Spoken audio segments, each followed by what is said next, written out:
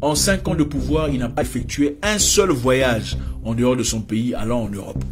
En 5 ans de pouvoir, pas un seul voyage pour aller en Europe, pour aller voir des investisseurs. Il n'a pas fait tout ça là.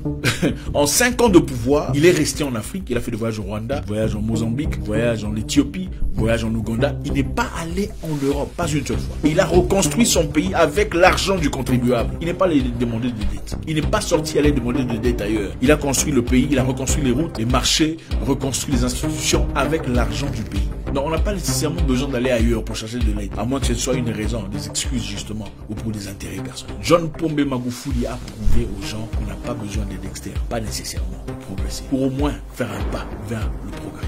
Pas un seul voyage. Pendant ce temps, comme vous le savez, beaucoup de gens sans capacité cérébrale, mieux que vous, sont bien assis en politique. Ils sont députés, on les voit, ministres, des gens qui ne sont pas nécessairement mieux que vous. Comprenons dans quelle direction nous allons. Comment est-il mort? L'une des raisons principales pour laquelle l'Afrique a du mal à avancer, c'est parce que des gens intelligents comme vous ne s'intéressent pas à la politique. Oui. C'est des abrutis souvent qui sont bien placés. C'est des abrutis qui font des vidéos sur la politique, défendant l'indéfendable, des bêtises. Vous savez, il n'y a pas de mauvais peuple. Le mauvais peuple n'existe pas. Il n'y a que des mauvais leaders. Quand le leader est bien dans ses bottes, le leader est fort, le peuple devient fort. Quand le leader est stupide, la population suit. Les gens ne font que exactement ce que font leurs leaders. C'est un peu comme dans la maison. Les enfants sont généralement le reflet de leur papa ou de la discipline qu'ils reçoivent à la maison. Un homme qui bat sa femme, très souvent vous remarquerez, son papa battait sa mère. Ou n'a jamais eu de papa carrément. Le peuple reflète l'image du leader. Quelqu'un disait, chaque peuple reçoit le leader qu'il mérite. Ce n'est pas faux. C'est très facile d'accuser le leader, oubliant que le leader fait partie simplement du peuple, de la mentalité du peuple. Aujourd'hui, on va parler d'un sujet très intéressant. John Pombe Magufuli, l'ex-président tanzanien, paix à son âme, que beaucoup connaissent et certains ne connaissent peut-être pas. Aujourd'hui, en son honneur, nous allons développer un sujet à son égard pour montrer combien c'était un homme extraordinaire, un président avant-gardiste, considéré par beaucoup comme le meilleur président de l'Afrique, en tout cas de son ère, et peut-être le deuxième après Sankara de tout le temps. On va voir dans quelques éléments, on a prévu 10, mais ça sera peut-être plus ou peut-être moins. Qu'est-ce qui particularise ou particularisait John Pombe Magufuli? Pourquoi était-il extraordinaire? On y va. En 2015, John Pombe Magufuli, le président tanzanien, l'ex-président tanzanien, entre au pouvoir. Et on organise une fête annuelle, la fête de l'indépendance, que vous connaissez certainement chez vous aussi. La fête que les Africains ont chaque année pour célébrer leur indépendance, entre parenthèses. Une indépendance inexistante. Bref. Pour organiser la fête de l'indépendance, il fallait dépenser beaucoup d'argent pour faire la fête, évidemment. Et John Pombe Magufuli dit niet. Il n'y aura pas de fête. Il n'y aura pas de fête tant que des populations tanzaniennes seront en train de mourir de choléra. Parce qu'à l'époque, d'après lui, il y avait des personnes qui mouraient de choléra. Après avoir fourni quelques recherches, on a découvert qu'il y avait à peine une 70aine de personnes mourant de choléra à l'époque. Et il a dit, il n'y aura pas de fête de célébration de l'indépendance tant que les Tanzaniens mourront de choléra. Il a supprimé cet événement. Mais qu'est-ce qu'il a proposé en retour? Au lieu de dépenser de l'argent qu'il fallait dépenser dans les salles, dans les fêtes, vous savez, les Africains adorent les fêtes, il a bloqué les dépenses des millions de dollars pour investir cet argent dans la construction de la route venant de Morocco à Mwenge, pour ainsi diminuer l'embouteillage qui se présentait chaque soir. Donc, au lieu de dépenser l'argent dans la fête, comme le font généralement les présidents africains qui adorent les fêtes, les célébrations et l'honneur, il a dit, il n'y aura pas de fête. On prendra cet argent de fête et on va dépenser ça pour la reconstruction de la route de Morocco à Mwenge pour éviter l'embouteillage. Qu'est-ce qu'il propose en contrepartie? Il dit que chaque Tanzanien se présente dans les rues de Tanzanie, les rues de leur ville, et commence à nettoyer. Et qu'est-ce qu'il a fait? Il a commencé comme un vrai leader. Il est descendu lui-même sur le terrain et a commencé à nettoyer. Vous imaginez un peu, un président de la République qui descend dans les rues et commence à nettoyer, enlever la saleté avec ses mains, s'il vous plaît. Les choses que beaucoup de personnes n'oseraient pas faire. Beaucoup de personnes sont beaucoup trop...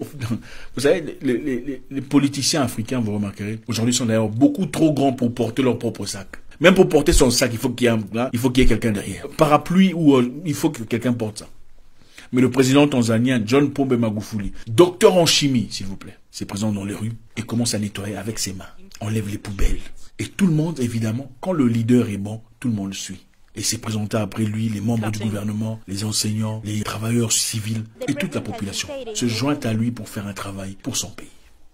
Maintenant, demandez à votre président ou vos politiciens, parlementaires et députés, de descendre dans les rues et nettoyer. Non, c'est... Comment voulez-vous que la population respecte la propreté, l'hygiène, la salubrité mentale et physique si les politiciens ne peuvent pas montrer le chemin? Ce n'est pas le peuple. Le leadership est très important. Les enfants ne font que ce que le papa fait.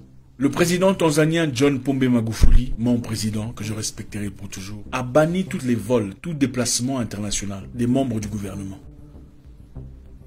C'est-à-dire tout déplacement international, tout vol international banni complètement. Pourquoi? Parce qu'il se dit, pourquoi envoyer des gens à l'étranger si nous avons des représentants à l'étranger? C'est-à-dire s'il y a des choses à faire à l'étranger, appelez l'ambassadeur.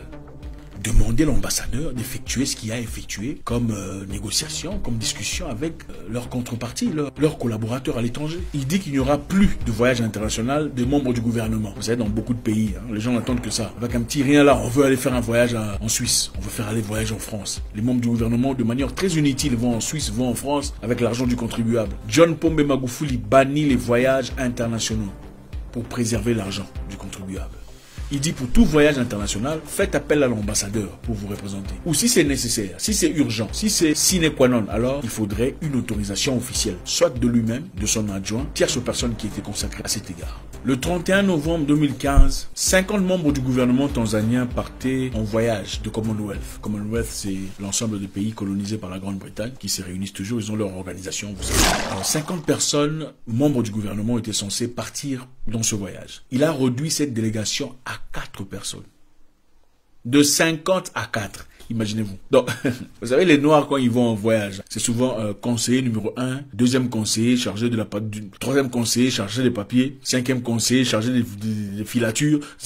En fait, le nombre de conseillers est incroyable. Il a réduit de 50 personnes à 4 personnes. C'est un peu comme ce qu'on voit très souvent dans certains pays ici d'Afrique. Les sportifs sont censés partir faire leurs prestations de sport, mais les sportifs ne partent pas. Ceux qui partent sont les membres de famille des gens de l'organisation du sport, qui vont finalement se tailler ou se tirer et ne plus jamais rentrer. Incroyable. John Magufuli a méticuleusement transformé cela. De 50 personnes à 4 personnes de délégation. Il a aussi banni les voyages en première classe. C'est-à-dire, vous voulez faire un voyage à l'étranger, pas besoin de partir en première classe ou business class. Tout le monde, économie.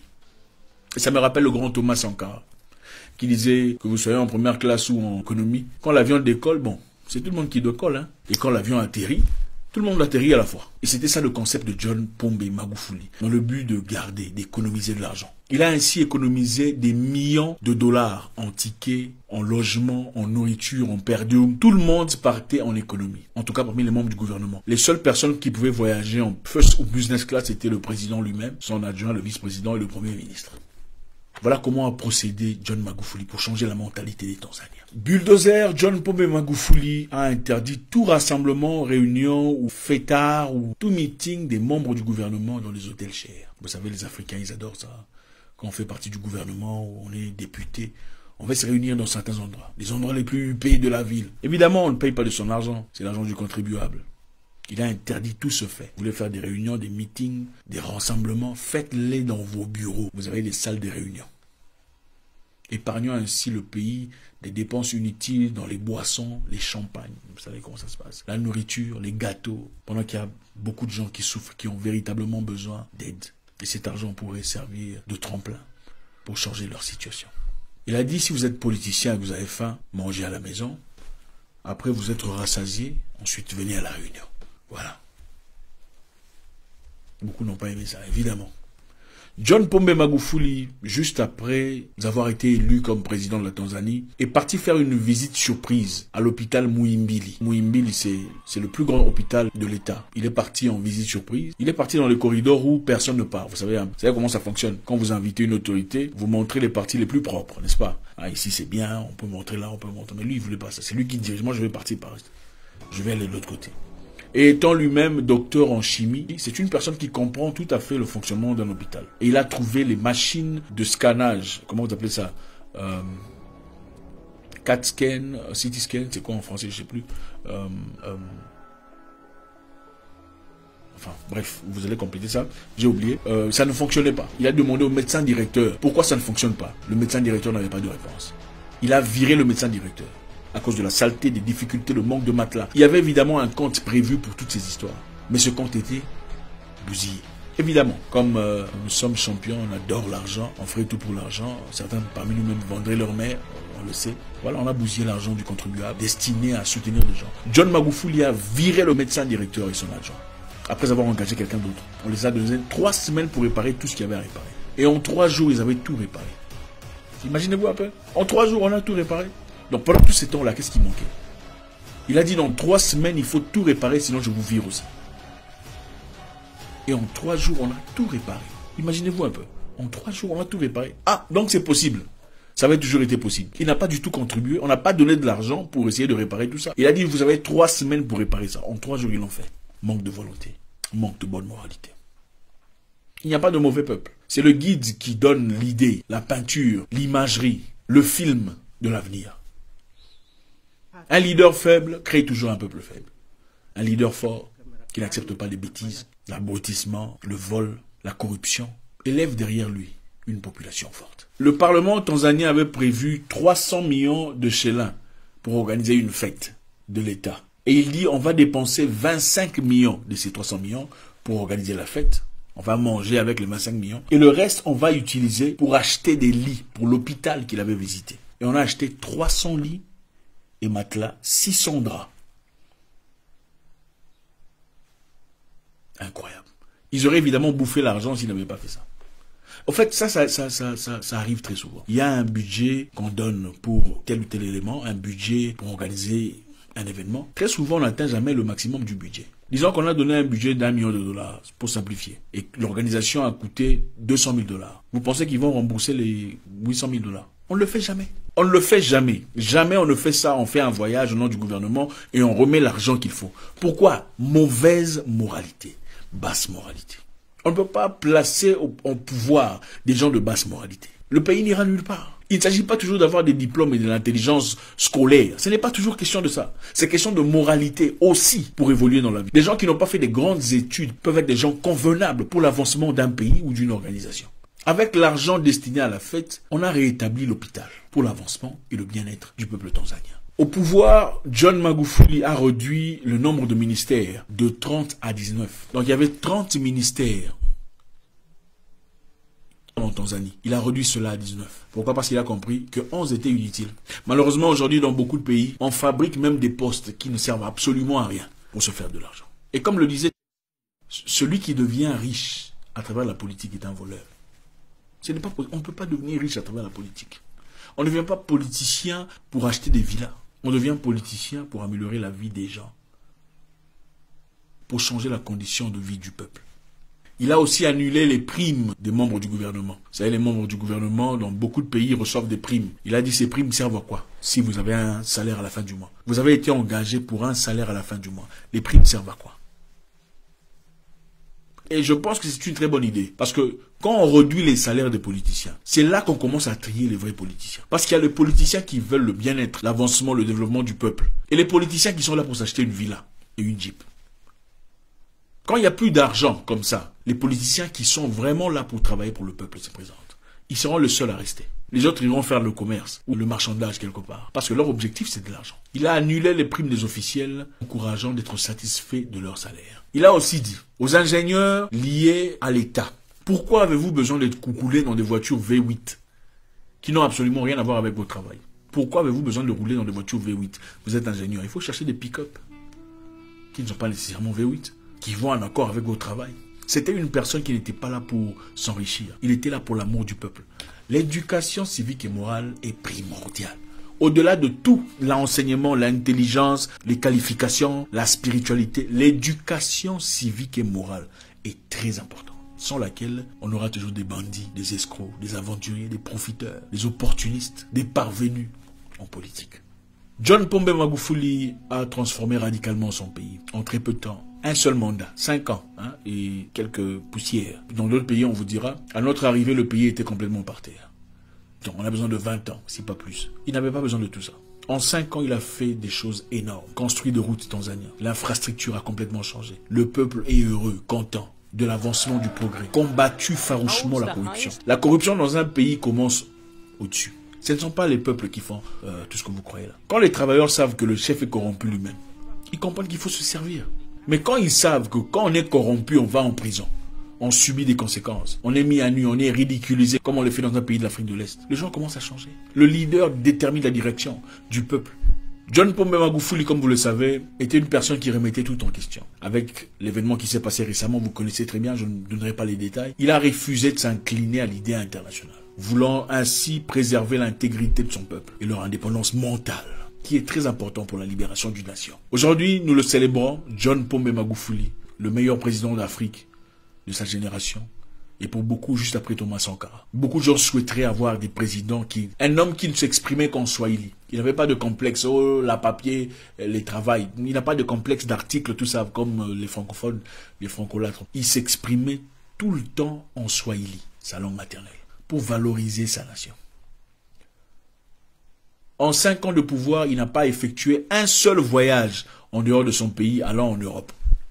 En 5 ans de pouvoir, pas un seul voyage pour aller en Europe, pour aller voir les investisseurs. Il n'a pas fait tout ça là.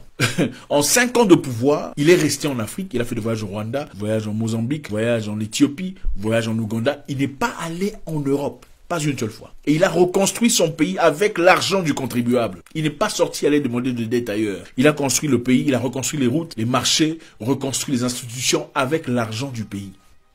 John Pombe Magufuli a prouvé aux gens qu'on n'a pas besoin d'aide externe, pas nécessairement, pour progresser, pour au moins faire un pas vers le progrès. Pas un seul voyage hors d'Afrique. Pendant ce temps, comme vous le savez, il y a des gens qui ont trouvé la politique comme une opportunité de voyager.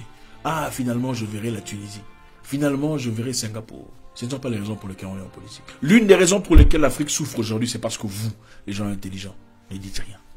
Vous n'êtes pas impliqués. Vous, les gens intelligents, êtes absents de la scène. Si vous ne vous occupez pas de la politique s'occupera de votre avenir. Il y a beaucoup de gens moins intelligents qui sont associés à ces instrumentations. Beaucoup de gens sans capacité cérébrale, mieux que vous, sont bien assis en politique. Ils sont députés, on les voit. Ministres.